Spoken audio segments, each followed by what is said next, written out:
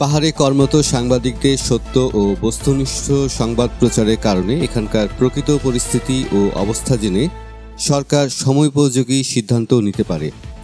তাই পাহাড়ের ইতিহাস, ঐতিহ্য, ব্যবসা বাণিজ্য, পর্যটন ও অর্থনৈতিক উন্নয়নে সাংবাদিকরাও অংশীদার বলে মন্তব্য করেছেন খাগড়াছড়িতে আইনশৃঙ্খলা রক্ষায় নিয়োজিত সেনাবাহিনীর 24 আর্টিলারি ব্রিগেডের Guimara region commander brigadier general Raisul ইসলাম।